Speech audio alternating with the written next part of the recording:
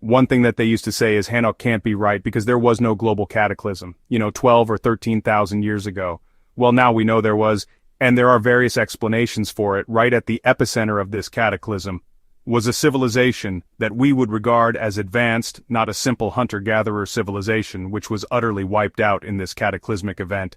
Graham Hancock's interpretation of the Peri Race map created in 1513 by the Ottoman admiral and cartographer Peri Race presents a fascinating narrative about the knowledge of ancient civilizations. The map discovered in 1929 in the Topi Palace in Istanbul, Turkey, has only about one-third of its original content preserved. Despite this, the map's detail and coverage, including parts of Europe, North Africa, and the Brazilian coast, are noteworthy. The scale of the map is inconsistent, a common feature in early cartography, and it includes various annotations and illustrations. This is a very neglected area of the world.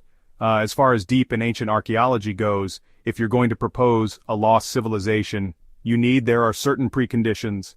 Peri Race himself indicated that the map was compiled using various earlier sources, including charts from Christopher Columbus, and possibly older maps, which might have included Western and Eastern, including Arabic navigational charts.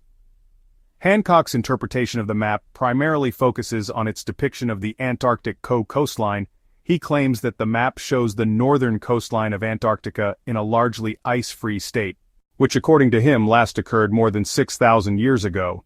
This assertion, if true, would imply a significant historical anomaly, suggesting that ancient seafarers might have charted Antarctica long before it was officially discovered. However, this interpretation is contentious. Critics argue that the so-called Antarctic coast could be a misrepresentation or misinterpretation of the South American coast, or even an imaginative addition, not uncommon in early cartography. In 1513, when Peri Race drew the map, Antarctica had not been discovered.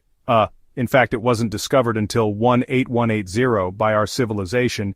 It incorporates highly accurate relative longitudes. To do longitudes accurately on maps requires a chronometer, a marine chronometer that will keep accurate time at sea. And again, this was something that our civilization couldn't do until the late 18th century. Another intriguing aspect of the Peri Race map, according to Hancock, is its accuracy in longitude in certain sections. He posits that this level of accuracy indicates a more advanced knowledge of navigation and geography than what was available at the time. However, this claim is debated by scholars who argue that the accuracies could be coincidental or exaggerated, since accurate methods for measuring longitude were not developed until the 18th century. Hancock also suggests that the map depicts mountain ranges in Antarctica which were unknown and under ice. Until recent times, this, he believes, further points to ancient knowledge of geography. Critics, however, counter that these features could be inaccuracies such as Madra coastlines or symbolic illustrations rather than representations of actual geographical features. Graham Hancock's hypothesis about advanced ancient knowledge particularly is seen through the lens of ancient maps like the Peri Race map, certainly stirs up a conversation about our understanding of historical and archaeological knowledge. Hancock points out that these maps display a level of geographical detail that seems remarkably accurate, especially when you consider the time they were created. For example, the Peri Race map, which includes detailed coastlines and island locations, seems to suggest a level of knowledge that surpasses what was known or should have been possible at the time. It's quite intriguing, really. One of the more captivating aspects of Hancock's theory is the suggestion that some of these maps show features that were not officially recognized until much later. Well, this map was drawn in 1813. It's the Pinkerton World Map, and it's based on the latest science available in 1813. So Antarctica isn't there. Why isn't Antarctica there? Because it's an honest map. They hadn't discovered it in 1813. So it's very odd in my view that Antarctica appears on much older source maps, which themselves are based on even older source maps. Take, for instance, his interpretation of the Antarctic coast as depicted on the Peri Race map, a region not known in the 16th century. This leads Hancock to speculate that these maps could have been based on even older sources, possibly from a forgotten civilization that had extensively charted the globe. It's as if he's hinting at a lost chapter in human history, one that recorded the Earth with surprising accuracy and detail. When we dive into the technological implications of his theory, things get even more interesting. Hancock suggests that the creators of these original source maps must have had advanced navigational skills, including the accurate measurement of longitude, a significant challenge that wasn't resolved until much later. With the invention of marine chronometers in the 18th century, the precision in these maps, particularly in terms of latitudinal and longitudinal readings, implies a level of graphic sophistication that seems out of place in the historical timeline. As we understand it, it's as if these map makers had tools and knowledge that history says they shouldn't have had. Graham Hancock's ideas about the loss and transmission of ancient knowledge are quite captivating, weaving together a narrative that stretches across time and civilizations. He proposes that a wealth of geographical knowledge once possessed by an advanced ancient civilization was largely lost, due to cataclysmic events or perhaps the gradual decline of this civilization. It's a navigational device. It's a geared, cogged system that allows you to track the passage of time and figure out where you are again. That testifies to a lost navigational skill that we have not taken account of. It's a thought-provoking idea suggesting that what we know of our past might just be the tip of the iceberg. Hancock believes that some remnants of this knowledge managed to survive and eventually influence the cartographic work of later civilizations, including those in the medieval and Renaissance periods. Hancock delves into how this information could have been passed down. He suggests a variety of channels including oral traditions, mythological texts, and even surviving cartographic materials which later map makers like Pereire Rees might have used. Imagine for a moment ancient mariners passing down stories of distant lands and seas, with these tales eventually finding their way into the maps and charts of later generations. One of the more intriguing aspects of Hancock's hypothesis is his connection with myths and legends from different cultures around the world. He often draws parallels between these stories and the idea of advanced prehistoric knowledge and global cataclysms, such as the Great Flood narratives found in many cultures. In Hancock's view, these myths and legends aren't just fanciful stories, they're potential historical records, allegorical but based on real events and knowledge from these lost civilizations. It's a narrative that challenged us to think beyond conventional historical accounts, suggesting that our ancestors might have known far more about the world than we give them credit for. You see, the one thing there's no dispute about anymore is that the younger Dryas was a cataclysm, the megap foreigner that die off the disruption of human activity that takes place at that time, the huge climate changes. This was a cataclysm by any standards, where the argument still goes on is what caused the cataclysm.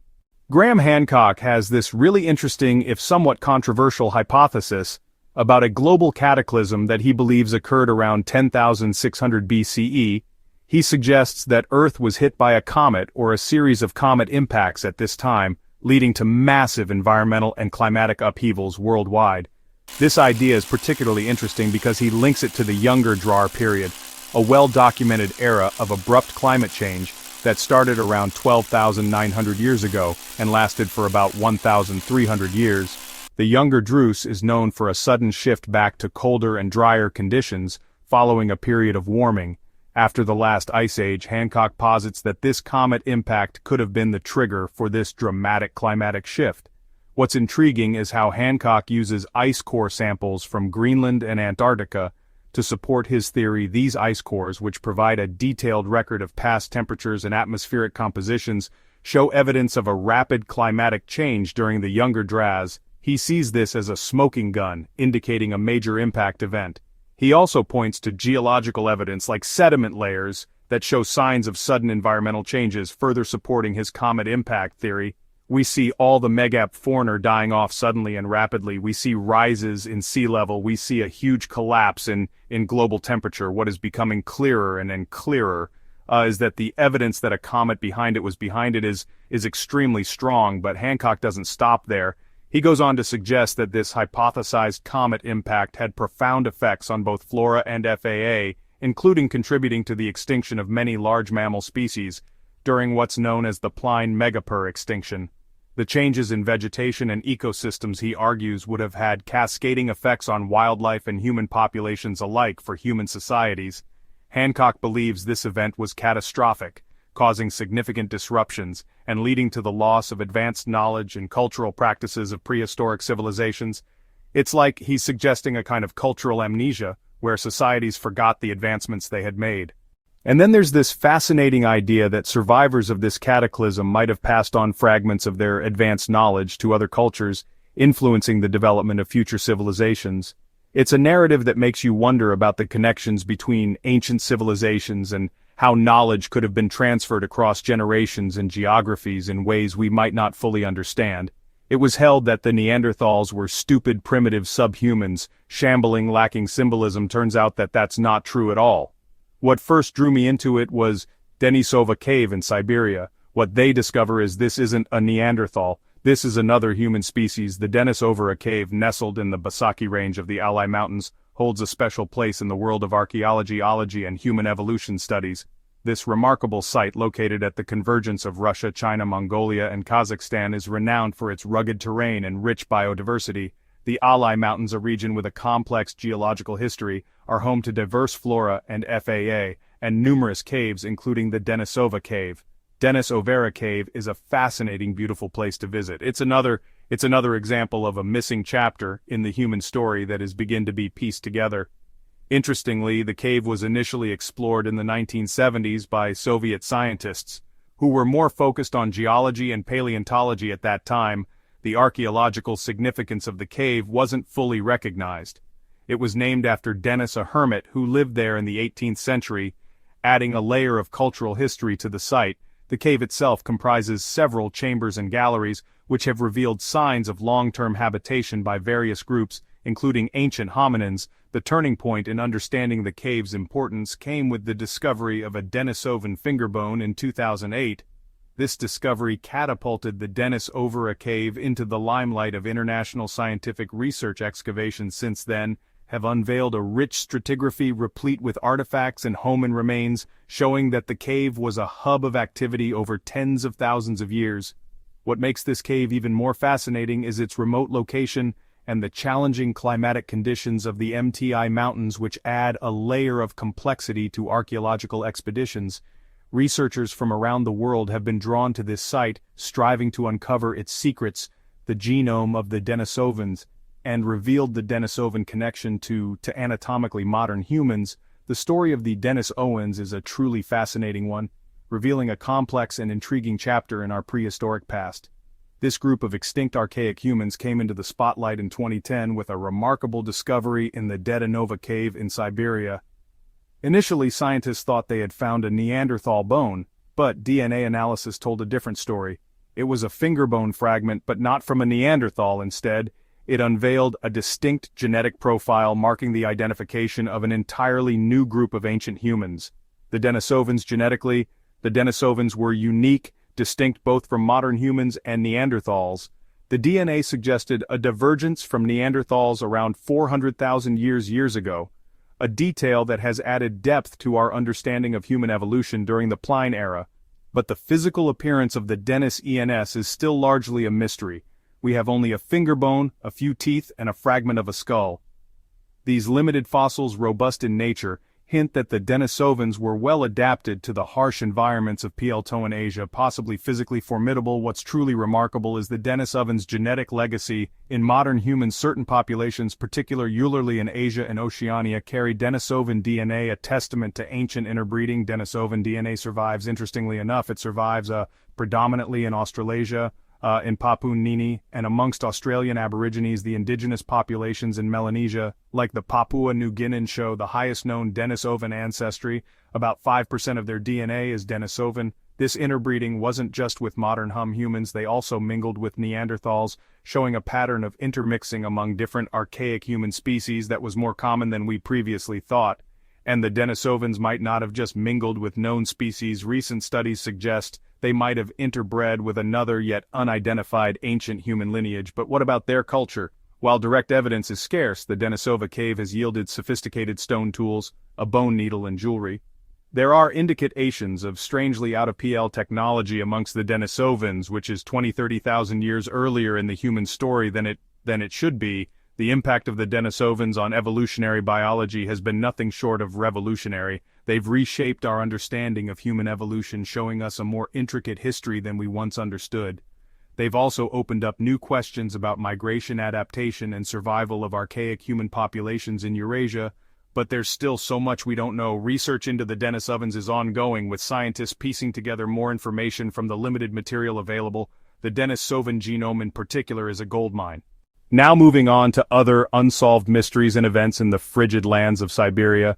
The Tunguska Event of 1908 is a story that sounds like it's straight out of a science fiction novel, but it's all real and incredibly intriguing. On June 30th, 1908, something extraordinary happened near the Podum-Manaya Tunguska River in central Siberia, an explosion so massive that it flattened about 80 million trees over 2,150 square km occurred. Just to put it in perspective, this blast was about 1,000 times more powerful than the atomic bomb dropped on Hiroshima. The shockwave was so immense that it was felt up to 2,000 kilometers away. Eyewitnesses described a bright blue light almost as bright as the sun, and a series of explosions that were followed by a shockwave that knocked people off their feet and broke windows hundreds of kilometers away. The first scientific investigation was conducted by Leonid Kulik, a Russian mineralist, in 1927. Kulik expected to find a meteorite crater at the site, but instead found a large area of flattened trees radiating outward from a central point with no apparent crater. The leading theory suggests that a small asteroid or comet fragment exploded in the Earth's atmosphere about 5 to 10 kilometers high, releasing energy equivalent to 10-15 megatons of TNT. The region of Tunguska sees the biggest explosion in human history. In 1 hour, the explosion and the Great Fire that followed destroy a region of forest the size of Greater London. But there are other theories too. Some scientists think it could have been a natural gas leak from within the Earth that ignited in the atmosphere. There are even more exotic theories like antimatter or a miniature black hole colliding with Earth. The environmental impact of this explosion was significant. It led to increased rates of tree growth in the affected area and reports of genetic mutations in plants and animals, possibly due to the intense heat and shockwave. Moreover, the event had global atmospheric repercussions, contributing to the formation of noctilucent clouds and a decrease in atmospheric transparency observed in Europe and Asia. But with all great mysteries come numerous conspiracy theories and speculations. The Tunguska Event is no exception. Its mysterious nature has fueled theories about extraterrestrial involvement and secret weapons tests. Despite all the research and theories, the Tunguska Event remains one of the 20th century's greatest unsolved mysteries. The Valley of Death in Siberia's Yakutia region is a place that's as mysterious as its name suggests. It's nestled in the northeastern part of Siberia in the Sakha Republic, known for its extreme climate swings from scorching summers to winters that are brutally cold. But what really draws attention to this place are the unusual metallic structures scattered throughout the area. These structures are shrouded in mystery, with descriptions varying from dome-like formations to metal objects that are partially buried in the earth. Their origins and compositions are still a puzzle waiting to be solved. Access to the Valley of Death is quite a challenge due to its remote location and harsh climate. The area is mostly accessible only during certain seasons, which makes exploration and research quite difficult. And then there's the local folklore. The Yakut people have long spoken of this valley and its mysterious structures, often associating them with danger and mystique. There are tales suggesting that these structures might be ancient artifacts with unknown powers or energies.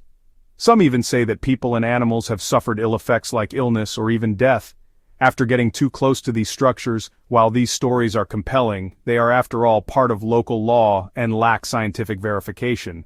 But scientists have their theories too. One of them suggests that these structures could be remnants of meteorite impacts, especially considering Siberia's history with events like the Tunguska explosion. These could be unusually large or unique meteoritic fragments. Another theory points towards the possibility of these structures being ancient man-made artifacts, perhaps linked to early human inhabitants or an unknown civilization that once dwelled in prehistoric Siberia. However, exploring this area is no small feat. The extreme weather conditions coupled with the region's remoteness pose significant challenges. Winter temperatures often plummet below -50 degrees C, and summers bring their own challenges like flooding and swarms of insects. The lack of infrastructure and limited access to the region further complicates sustained scientific research. This has resulted in limited empirical data about these structures. It's obvious now that we were not alone, that there were multiple other human species who were human enough to interbreed with us and leave DNA. The mystery surrounding it extends beyond science, attracting historians, paranormal enthusiasts, and even tourists. Its secret nature fuels speculation and interest in Siberia's ancient past and unexplored territories. As exploration and technology advance, it's possible that we might unravel more secrets of this mysterious valley. Definitely a hall of records containing a sort of time capsule from a forgotten episode in human history. What is concealed there touches on the fundamental mystery, the mystery of the immortality of the human soul. The concept of the Hall of Records is an intriguing blend of mysticism, archaeology, and speculative history, largely stemming from the visions of Edgar Cayce and the theories of Graham Hancock. Edgar Cayce, known as the Sleeping Prophet, was an American clairvoyant who claimed to access a wealth of knowledge in a subconscious state. During his trance-like states, Cayce spoke of a Hall of Records, a repository containing the wisdom and history of a long-lost civilization, believed to be Atlantis. This mythical island nation, famously mentioned in Plato's dialogues, was, according to Cayce, a hub of advanced technology and spiritual knowledge. Cayce had no apology for the limits of his psychic ability. Though he continued to make world predictions, he never considered himself a prophet. Visions placed one of these halls beneath the Sphinx in Egypt, suggesting it held records from Atlantis, including cosmic knowledge and advanced technologies. He also mentioned two other locations, one underwater near the Bahamas, and another in the Yucatan region linked to the ancient Mir. His description of Atlantis painted it as an advanced civilization aware of its impending doom, who created these halls to preserve their knowledge for posterity. Enter Graham Hancock, a writer known for his alternative historical narratives. Hancock has been deeply interested in the Hall of Records, seeing its potential discovery as supporting evidence for his theories of a prehistoric advanced civilization. I think the key thing is we're looking at technologies that are not the same as ours, and that's partly why archaeologists can't see them, because they're looking for us in the past and they're not open to the possibility that there were whole other kinds of technology that could be used. He believes this civilization existed during the last ice age and was lost to a global cataclysm. For Hancock, the Hall of Records isn't just a mythical concept but could be a real repository of lost knowledge. He speculates that it might contain detailed astronomical data and advanced technologies that could challenge our understanding of ancient civilizations. Hancock's theories suggest that such a discovery could bridge the gap between myth and historical fact, providing tangible proof of a once globally influential civilization with profound knowledge in astronomy and architecture. We're looking at the clues that lead to specific locations. That shaft, which led to that doorway, was always a clue. The opening of that shaft was sealed until 1872. The last 5 in of stone over the mouth of that shaft had been left deliberately in place. Now moving on, the discovery of the sunken city of Thonis-Heracleion off the coast of Egypt has been a remarkable window into the past, unveiling a wealth of information about the ancient world. Located strategically near the canopic mouth of the Nile north of Abuka Bay, Thonis-Heracleion was a pivotal maritime hub. Its position was crucial for navigation and commerce, bridging the Nile River with the vast Mediterranean Sea. The city, with its natural harbor shielded by a chain of islands, thrived as a major port, a testament to its urban and architectural prowess as indicated by the remnants of a network of canals, docks, and temple complexes. Rediscovered in the early 2000s, Thonis-Heracleion had been submerged and lost for centuries before French underwater archaeologist Frank Godot and his team, employing advanced techniques like sonar scanning, brought it back to light. This monumental discovery, made in collaboration with the Egyptian Ministry of Antiquities, ensured that the findings were well documented and preserved. The utilization of cutting-edge technology in underwater archaeology has been pivotal in mapping the city's layout and recovering artifacts, offering us a clearer picture of its past, dating back to at least the 12th century BC. Thonis-Heracleion was more than just a city. It was a bustling hub during its heyday in the late Phoenicic and early Greco-Roman periods. As a significant commercial center, it played an integral role in the Mediterranean trade network, dealing in goods like grain, papyrus, precious metals, and spices. But its significance wasn't limited to trade alone. The city was a cultural melting pot, blending Egyptian, Greek, and Roman cultures. This amalgamation was reflected in the diverse range of artifacts unearthed, including statues and inscriptions, showcasing various artistic styles and cultural influences. The city's religious significance cannot be overstated, with its large temples and sanctuaries dedicated to numerous Egyptian gods and goddesses. Thonis-Heracleion was a spiritual beacon, especially known for hosting the annual Mysteries of Osiris rituals. Politically, too, it was a powerhouse, serving as a primary entry point for foreign diplomats and traders to Egypt, and playing a crucial role in international relations. Its administrative significance was also marked, given its role in tax collection and governance. The Society for American Archaeologists claimed that they could absolutely for certain be sure that there was no lost civilization during the Ice Age. They knew it was a fact, and if there had been any civil, they would have found it, and they would have published it. The archaeological treasures unearthed from the sunken city of Thonis-Heracleion have been absolutely incredible, each offering a unique glimpse into the life and times of this ancient Egyptian city. For starters, the discovery of over 64 ancient shipwrecks is remarkable. It's not just the number that's impressive, but also their state of preservation. These wrecks are like time capsules, giving us a real sense of the maritime activities that once buzzed in this port. They tell us about the shipbuilding techniques of the era, how these vessels were designed, constructed, and the materials used. The diversity of ships from grand cargo vessels to smaller boats paints a picture of a bustling harbor, engaged in a wide range of maritime endeavors, and the cargo remnants including amor and various trade goods speak volumes about Thonis-Heracleion, extensive trade network. Then there are the anchors, about 700 of them. This is unheard of in underwater archaeology, and speaks to the sheer scale of the port's operations. The size and design of some of these anchors suggests they were used by large heavy ships, showcasing the port's capacity and technological prowess. At the time, the materials used, stone metal, reflect not just the resources available but also the level of craftsmanship and maritime technology of the period. The statues they found are simply inspiring. Imagine coming face to face with a 16-t tall statue underwater. These statues, representing gods, goddesses, pharaoh, and perhaps significant city figures, give us a window into the religious and political life of Thonis-Heracleion, made from granite and diorite. They're not just huge, they're also beautifully crafted, a testament to the city's wealth and its cultural significance. Gold coins are another major find. The substantial quantity of coins discovered indicates the city's economic prosperity. These coins span across various eras and rulers, providing a timeline of the city's prominence and its connections in trade. They're solid proof of Thonis-Heracleion's active role in regional and international trade networks. You have to be careful when you look at underwater structures. You have to look at all the conditions that have led to their submergence, and in some cases it's very clear that they've been underwater for a very, very, very long time. Indeed, Thonis-Heracleion is like a treasure trove for anyone fascinated by ancient civilizations. The way this city was laid out tells us so much about the people who lived there, and their advanced understanding of urban planning. They had a network of canals, roads, and buildings, all systematically arranged, which is pretty impressive when you think about how old this city is. These canals were crucial for transport and trade, functioning like water-based roadways. It's amazing to imagine boats navigating these waterways as part of daily life in the city.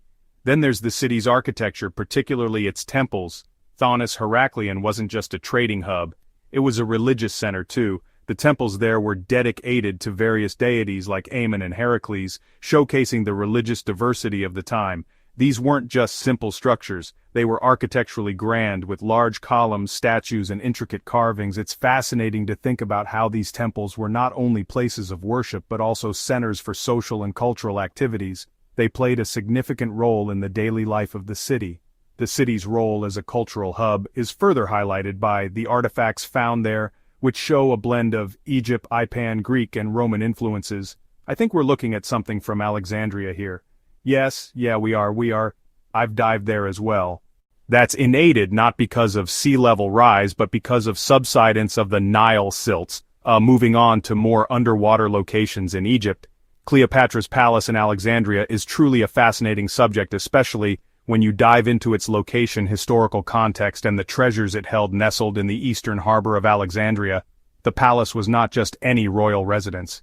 It was located in the most prestigious part of the city, known as the Royal Quarter. This was where the heart of political and cultural activity in the Toic period beat the strongest. Now think about Cleopatra Shawn, the figure to whom this palace belonged. She was the last pharaoh of the Toic kingdom, renowned for her intelligence, charisma, and her liaisons with figures like Julius Caesar and Mark Antony. The palace, from its architecture to its contents, was a reflection of her power and prestige. Imagine a grand structure combining traditional Egyptian and Hellenistic architectural elements with lavish decorations and intricate detailing. It wasn't just a place to live. It was a statement of power and culture. The palace was probably filled with lush gardens and courtyards, offering a peaceful retreat in the midst of a bustling city. And given Alexandria's reputation as a center of learning and scholarship, it wouldn't be surprising if Cleopatra's palace housed extensive libraries and study areas.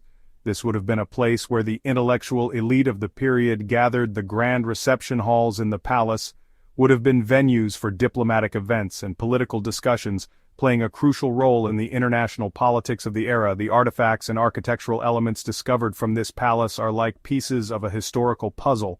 Statues possibly depicting Cleopatra-Toic rulers and Egyptian gods made from materials like granite and basalt give us a glimpse into the artistic excellence of the time. The columns and other architectural fragments found at the site tell a story of opulence and artistic fusion, where Greek and Roman influences blended with Egyptian motifs. And then, there are the sphinxes symbolizing royal power and religious significance, perfectly illustrating the cultural synthesis that was characteristic of the Toic period. These discoveries are not.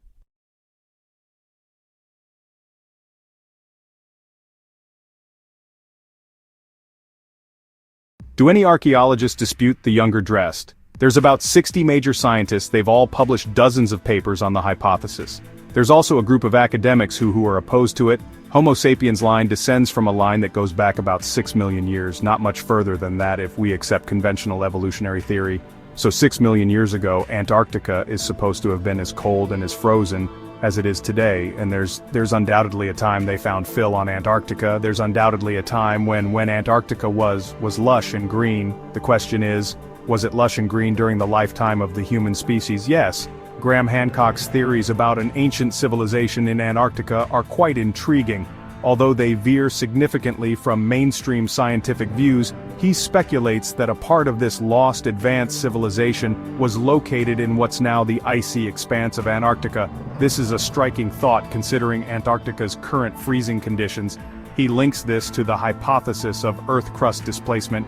The entire outer crust of the Earth, like the skin of an orange, might shift, leaving the core of the Earth in place. This theory suggests that Antarctica wasn't always at the South Pole, but might have been in a more temperate region, allowing a civilization to thrive.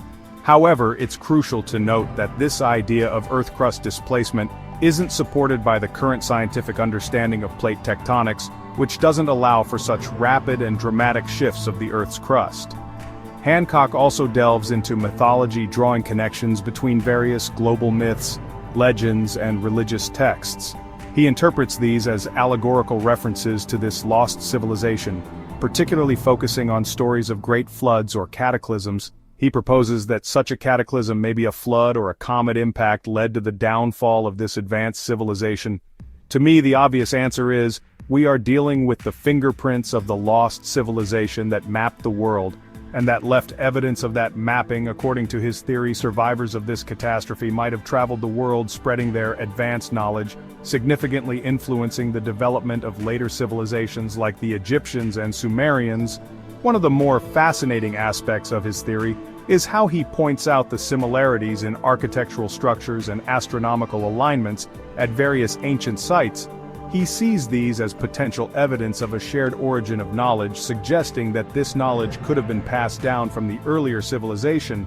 Hancock believes that this civilization's legacy includes not just advanced architectural techniques and astronomical observations, but potentially other lost technologies and wisdom. The date that Gaki in Turkey is built 11,600 years ago, that, weirdly, is the date that Plato, Tus, and Creus gives for the submergence of Atlantis. While his ideas certainly capture the amount emanation, it's important to remember that they are viewed with skepticism by the scientific community. Antarctica, during the Eocene epoch, was a completely different world from what we know today. It was actually positioned over the South Pole just like it is now, but the climate back then was way warmer, allowing for a whole different kind of environment. This was a time when the continents were still shifting around after the breakup of the supercontinent Pangaea, so Antarctica, which was part of what we call Gondwana, was slowly moving to where it sits now, all isolated at the bottom of the world. This shifting around of continents like Australia and South America moving away played a big role in changing ocean currents, and the climate. One of the most striking things about Antarctica back then was that it didn't have the massive ice sheet it has today. This absence of ice was mainly because of the much warmer global temperatures at the time. This had a big knock-on effect on the planet's climate, as the reflective ice that sends solar radiation back into space wasn't there, adding to the overall warmth. The tectonic movements during the Eocene were also pretty significant. The breakup of Gondwana was a major event reshaping the layout of the Earth's land and water. A key moment was the opening of the Drake Passage, the stretch of water between Antarctica and South America. This opening was a game-changer, because it led to the creation of the Antarctic Circumpolar Current, which is a massive ocean current that goes around Antarctica. This current had a huge impact on the climate. It kind of put Antarctica in a climatic bubble, circulating cold water around it. And stopping the warmer waters from the north from getting through this is believed to have played a big part in cooling down Antarctica and leading to the ice-covered continent we know today. As for what life was like back then, the fossil records are really fascinating. They show that Antarctica supported a diverse range of plants and even animals. We're talking about temperate to subtropical forests with beaches, conifers, and ferns. Imagine that in place of today's icy desert, these fossils tell us the climate was much warmer and humid, and then there's the sea level, which was way higher than what we see now, because there weren't those big ice caps locking up all that water. This is how do you know that sea level rose? There are certain corals that can only exist within a certain number of feet of the sea's surface. This meant that the coastline and the shape of the land were quite different, and some places that are land now were underwater. Back then, the warmer temperatures and higher sea levels would have made the marine life around Antarctica rich and diverse, very different from what's there now. The Eocene epoch, which lasted from about 56 to 34 million years ago, was a really interesting time in Earth's history. It was part of this bigger period called the Paleogene period, and it's a part of what scientists call the Cenozoic era. This era is often nicknamed the Age of Mammals, because it's when mammals started to diversify a lot, especially after the dinosaurs had their big exit at the end of the Cretaceous period. During the Eocene, the world's continents were on the move, drifting towards where they are now. This movement was a big deal because it changed how ocean currents flowed and affected the climate in a bunch of ways. Now, one of the most dramatic things about the Eocene was this event called the Paleocene-Eocene thermal maximum. This happened around 56 million years ago, and it was a time when the Earth got really warm really fast. Temperatures shot up by 5 to 8 degrees C in just a few thousand years. Scientists think this might have been because of a ton of methane being released from the ocean floor. This warming had a huge impact on life on Earth. In the oceans, some species went extinct, while on land mammals started to evolve and diversify like crazy. The levels of CO2 in the atmosphere were also way higher than what we have today. Estimates say it was between 1,000 to 2,000 parts per million, which is a lot compared to the pre-industrial level of about 280 ppm. This high level of CO2 came from things like volcanic activity, burning of organic matter, and because natural carbon sinks weren't as effective. One of the big differences between the Eocene and now was that there were no major ice sheets at the poles. This is really different from today, where we've got big ice caps in both the Arctic and Antarctic. Because the Earth was so much warmer, the temperature difference between the equator and the poles wasn't as extreme as it is now. As a result, the polar regions were much warmer than they are today, and because there was less ice, sea levels were higher. This means a lot of water that's currently frozen in ice was in the ocean back then. This affected marine life a lot, changing where different species lived, and leading to the development of new types of marine ecosystems.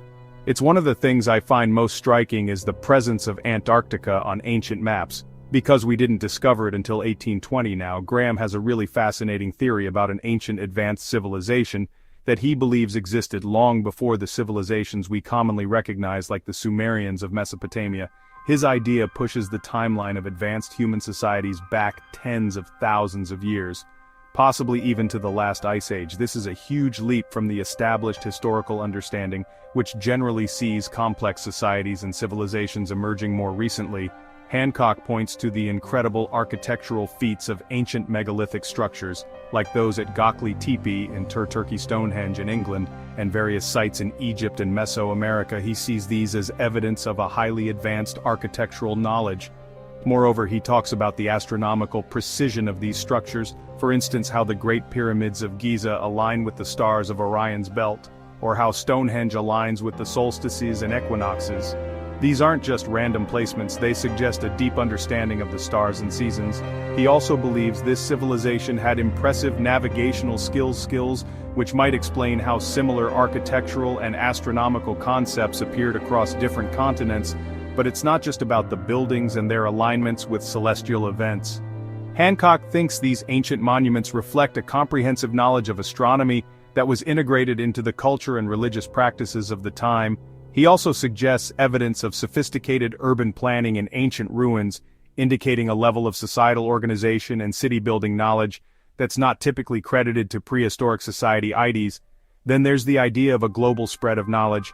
Hancock theorizes that the similarities in architectural styles and astronomical knowledge across various ancient cultures around the world point to a common advanced source of knowledge. This knowledge could have been spread by the survivors of this ancient society. Graham Hancock's theory really takes a global perspective. When it comes to the influence of this ancient advanced civilization, he thinks that this civilization had a major impact all over the world. It's not just a localized phenomenon, but something that reached across continents. According to him, we can see traces of this civilization in the myths, architectural designs, and astronomical knowledge of many different ancient cultures. He's suggesting that there's a kind of cultural diffusion that took place from this lost civilization to later societies. So when we see similar styles in buildings or common themes in religious beliefs and astronomical practices across various ancient cultures, he interprets this as evidence of their influence. He goes further to speculate that after some huge disaster that brought this civilization down, the survivors might have spread out to different areas of the world. These survivors, he believes, were the ones who passed on their advanced knowledge, and this played a crucial role in the development of the civilizations we know about from history, like the Egyptians and Sumerians now. When it comes to evidence, Hancock looks at archaeological sites and findings that he feels mainstream archaeology hasn't been able to fully explain. He talks about structures that, to him, seem like they needed pretty advanced engineering or astronomical know-how to build. He also dives into ancient texts and myths, interpreting them not just as stories or legends but as allegorical records of real historical events. Think of tales about great floods or lost lands like Atlantis. Hancock sees these as collective memories of the lost civilization. He also notes that there are these cross-cultural similarities, like how myths from different parts of the world seem to share common themes, or how architectural styles and astronomical knowledge seem to echo each other even across cultures that supposedly never interacted. To Hancock, this points to a shared older source of knowledge. What was weird about Antarctica? You can't go to the interior of Antarctica, which is where we were, so there at the South Pole there is a bunch of, from my understanding, like pure science going on there. This is straight up kind of tourism. Antarctica's icy expanses have long been a source of fascination and mystery, not just for scientists and explorers, but also for those who delve into the world of conspiracy theories. So the US government's like, something's going on with Antarctica, there's some activity up there, we want to find out what's going on. Among the most captivating of these theories is the IDE idea that the world's billionaires are deeply involved in uncovering the secrets that lie hidden beneath the continent's frozen surface.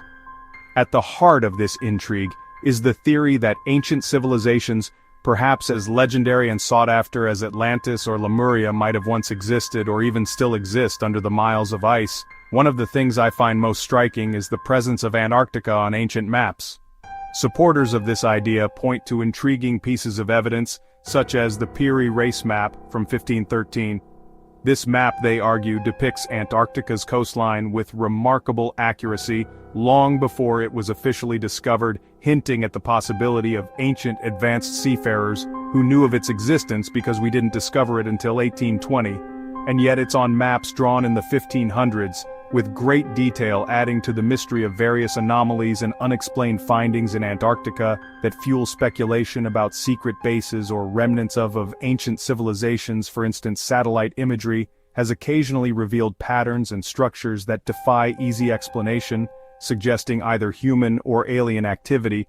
Then there's the historical fact of Germany's expeditions to the continent, so the area and of Antarctica they went to was New Schwabenland. New Schwabenland, while officially aimed at exploration and drilling, these missions are speculated by some to have been a cover for EST lishing secret bases, or making contact with extraterrestrial technology.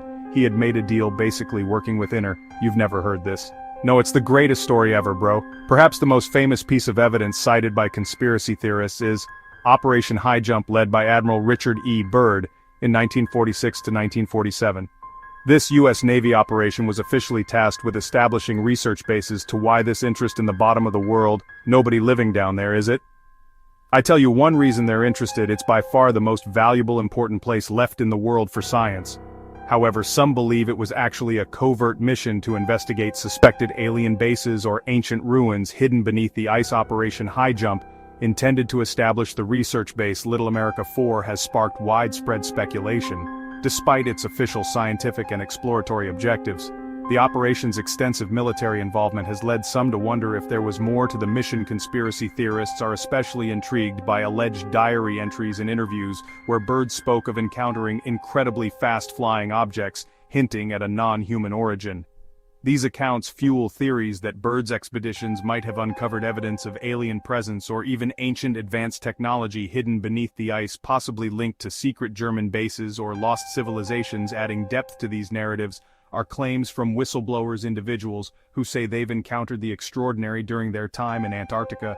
There's low-frequency stuff going on, and they've made deals with people and things, and that's why I think going on these accounts describe massive underground facilities and advanced technology far beyond current human capabilities, including energy sources and spacecraft, with designs not of this world. Some even claim direct interactions with extraterrestrial beings, describing these encounters as either peaceful exchanges of knowledge or distant observations with unclear motives.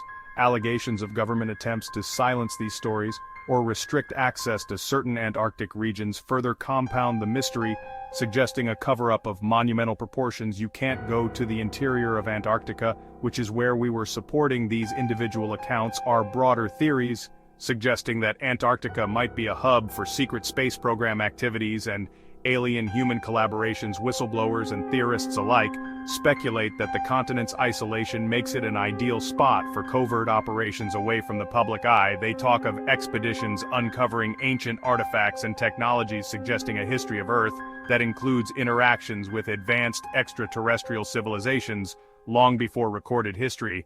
There's a compelling theory that suggests the continent is not just a frozen wilderness, but a treasure trove of undiscovered technology and mystical artifacts. This theory draws on the allure of the unknown, suggesting that billionaires, in their quest for groundbreaking discoveries, are funding expeditions to unearth secrets hidden beneath the ice. Imagine ancient alien technology possibly lying dormant under the vast ice sheets.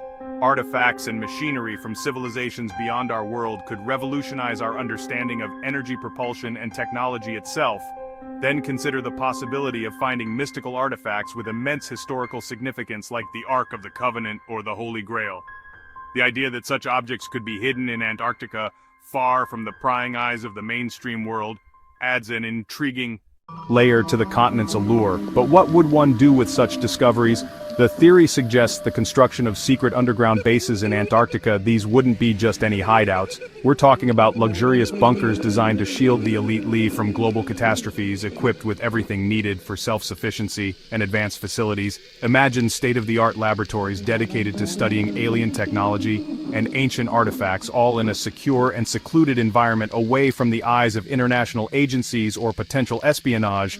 What makes Antarctica so appealing for these secretive activities? It's the continent's extreme remoteness and the harsh climate combined with the mystique of being Earth's last unexplored frontier. The Antarctic Treaty System, which prohibits military activity while promoting scientific cooperation, offers a unique legal loophole. In theory, those with sufficient resources and influence could exploit this to conduct activities that would be impossible or highly scrutinized elsewhere in the vast icy wilderness of Antarctica.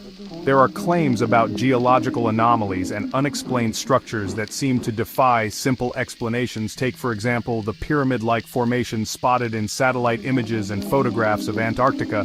These structures bear a striking resemblance to the pyramids of Egypt, Mexico, and other ancient civilizations, featuring sharp angles and symmetrical geometries that suggest they might not be natural formations at all. Could these be the remnants of ancient civilizations that had contact with extraterrestrial beings, or perhaps they were created by aliens themselves as energy transmitters, navigational aids for UFOs? The possibilities fuel endless speculation and wonder. Another fascinating theory revolves around the concept of an entrance to inner Earth in Antarctica. This idea posits that our planet has significant hollows or vast cavern systems capable of supporting life, or entire ecosystems and civilizations. According to proponents, the icy landscape of Antarctica could be concealing entrances to these subterranean worlds possibly inhabited by advanced civilizations or alien species.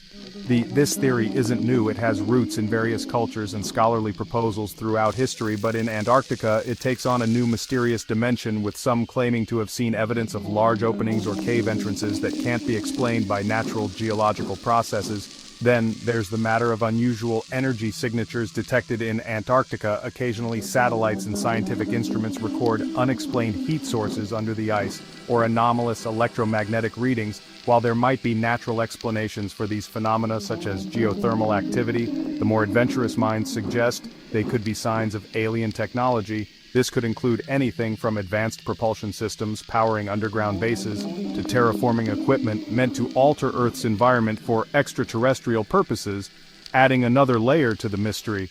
Some argue that scientific missions to Antarctica are not what they seem. Instead of merely researching climate change geology or biology, these expeditions could be cover-ups for more secretive investigations into the anomalies. The suggestion is that these missions might be tasked with studying alien technology or engaging with extraterrestrial beings residing in hidden bases.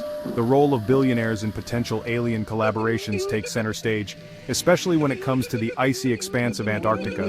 There's talk whispered in the circles that love to ponder the unknown about how these ultra-wealthy individuals are not just idle spectators in the quest for extraterrestrial contact, but active participants. Rumors abound that some of them have been whisked away to secret meetings in the Antarctic wilderness where they've sat down with beings from other worlds. The agenda, nothing less than technology-sharing interstellar travel discussions, and maybe even plotting the course of global governance. But why would extraterrestrials choose to meet with billionaires? Well, it's said that these magnates are pouring money into covert operations and research teams with one goal: to dig up alien technology hidden beneath the endless ice. The prize for those who believe in such tales isn't just knowledge, but power, the kind that could leapfrog humanity into a new era of technological supremacy. But with great power comes the control over such alien technology could place unparalleled economic and military power in the hands of a select few, potentially reshaping the global power structure. It's even suggested that engagement with extraterrestrial beings could elevate certain billionaires or shadowy consortiums to the status of humanity's unofficial emissaries wielding influence over interstellar diplomacy and policy. And then there's the chilling concept of a new world order, a theory that paints Antarctica not just as a meeting point with aliens, but as the headquarters for a global elite seeking to control or significantly influence world affairs. Imagine a coalition of billionaires, high-ranking politicians, and international bankers, all conspiring in a land of ice and snow far from the oversight of national governments and the public eye. What was weird about Antarctica? What was that? What the hell was that? You can't go to the interior of Antarctica, which is where we were. It went by like we were standing still. Blue leader to group. Get off the air. Our very distinguished guest for this evening is Admiral Richard E. Applause. Byrd. I must say that Admiral Byrd, our guest tonight, is not only our greatest living explorer, but he's been an inspiration to countless Americans diving into the depths of Earth's mysteries. The concept of a hollow Earth has been a subject of human fascination that ties together ancient myths with the threads of more modern, albeit speculative, scientific thought. If you can't create a way to protect from the meteor impacts, you're going to want to go in there, man. This journey through our planet's hypothetical hidden layers has evolved remarkably over the centuries, shifting from tales of underworlds ruled by gods and spirits to the realms of scientific inquiry during the Enlightenment and beyond. There's a specific kind of idea that's unique to a human being. This is why I love Hollow Earth theory, man. The story begins in the 17th and 18th centuries, a period ripe with intellectual curiosity and scientific revolution. It was then that Edmund High, an esteemed figure in astronomy known for identifying the comet bearing his name, introduced a radical theory that would challenge the conventional understanding of our planet in 1692. High proposed that Earth was not a solid mass but rather consisted of a hollow shell, about 500 miles thick. This shell, he suggested, harbored two inner concentric shells and an innermost core, each separated by atmospheric layers with their own magnetic poles. In the core of the Earth is another sun that has an advanced civilization that hasn't been disrupted. Hal's hypothesis aimed to explain the magnetic anomalies that baffled scientists of his time, suggesting these hidden layers each had their own magnetic field. Hal's groundbreaking proposal, though lacking in empirical evidence, marked a pivotal departure from previous notions of Earth's composition, and laid the foundation for future speculative exploration into the planet's inner mysteries.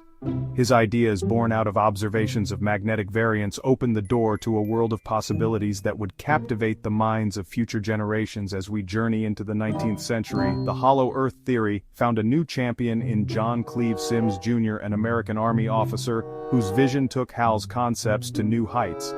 Sims passionately advocated for a model of the Earth that featured not just concentric layers but large, navigable holes at the poles, later dubbed seamus holes, acting as gateways to the world beneath. According to Sims, these openings led to habitable lands, rich with unknown species and civilizations. If the idea is like, yeah, humans have been on the planet for a long time, this is why I love Hollow Earth theory. A concept that stirred the imagination of many dedicated to his theory. Sims spent his life promoting the idea through lectures, writings, and the pursuit of an expedition to the North Pole to prove his claims.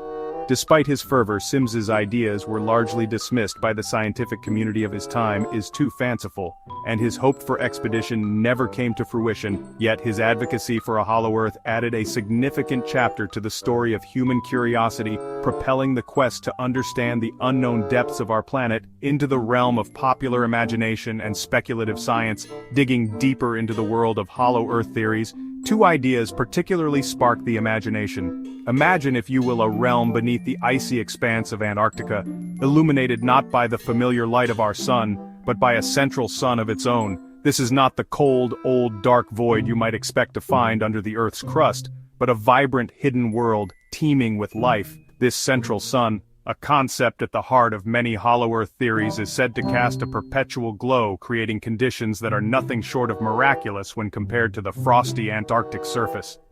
We're familiar with picture vast, unexplored forests and expansive landscapes under a never-setting sun, where diverse species flourish in a climate that's both temperate and inviting. Unlike the harsh sun that scorches the surface world, this inner sun is gentler, less intense, providing just the right amount of warmth and light to sustain an ideal, Eden-like environment for its inhabitants. The nature of this luminous body at the core of the Earth is a subject of much speculation among believers. Some suggest it's a smaller, dense core emitting its own unique form of radiant energy, perhaps through processes unknown or unimagined by surface-dwelling scientists.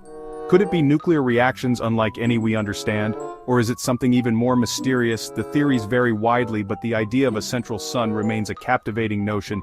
Now, there is an interesting story of Admiral Richard E. Byrd, a figure whose real-life adventures read like the pages of a high-stakes thriller, but it's his alleged secret diary that really takes the cake. Picture this: an American explorer and naval officer already famed for his daring expeditions to the ends of the Earth, supposedly uncovers a hidden world right beneath our feet, according to diary entries that have sparked endless fascination. Byrd is no stranger to the record books, having flown over the North Pole in 1926 and the South Pole in 1929. These feats alone cemented his place in history. But it's what supposedly happened in 1947 that really stirs the pot. The story goes that during a flight over the North Pole and later over the South Pole, Byrd stumbled upon an entrance leading to an inner Earth, a concept straight out of a science fiction novel.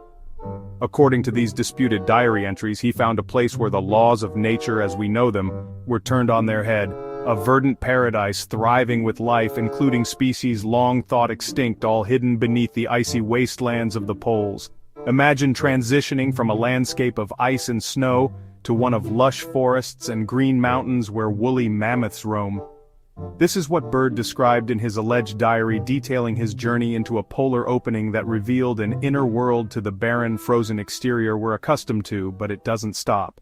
There, Byrd's entries speak of encountering a civilization with technology so advanced it makes our surface innovations look primitive by comparison.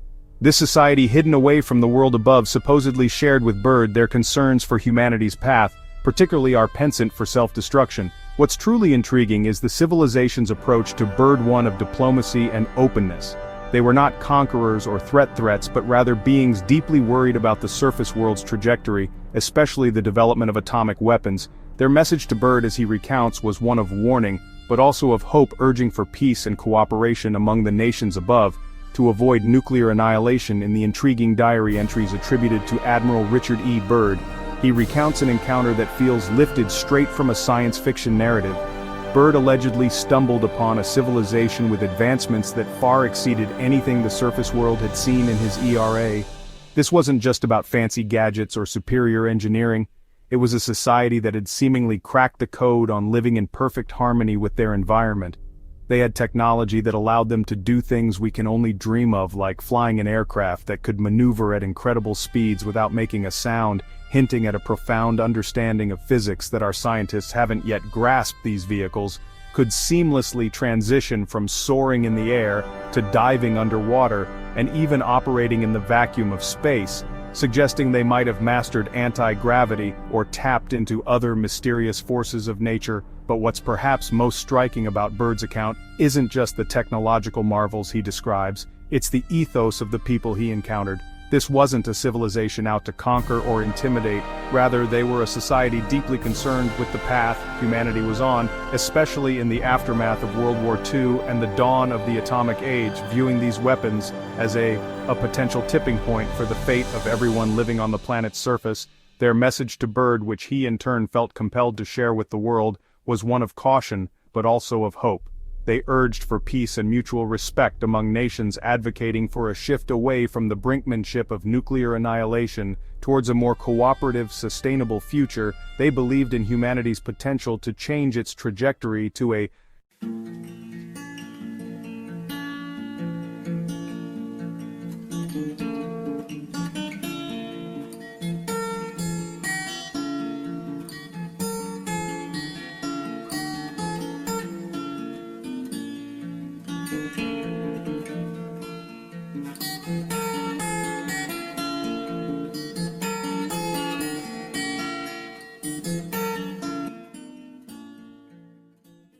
Perhaps significant city figures give us a window into the religious and political life of Thonis-Heracleion, made from granite and diorite.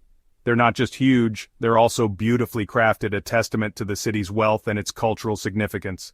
Gold coins are another major find. The substantial quantity of coins discovered indicates the city's economic prosperity.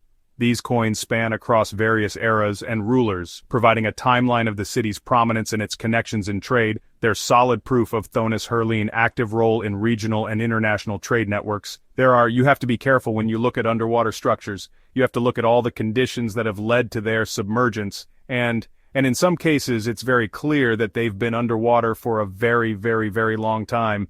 Indeed, Thonis-Heracleion is like a treasure trove for anyone fascinated by ancient civilizations. The way this city was laid out tells us so much about the people who lived there, and their advanced understanding of urban planning. They had a network of canals, roads, and buildings, all systematically arranged, which is pretty impressive when you think about how old this city is. These canals were crucial for transport and trade, functioning like water-based roadways. It's amazing to imagine boats navigating these waterways as part of daily life in the city. Then there's the city's architecture, particularly its temples. Thonis-Heracleion wasn't just a trading hub, it was a religious center too. The temples there were dedicated to various deities like Ammon and Heracles, showcasing the religious diversity of the time. These weren't just simple structures, they were architecturally grand, with large columns, statues, and intricate carvings. It's fascinating to think about how these temples were not only places of worship but also centers for social and cultural activities. They played a significant role in the daily life of the city.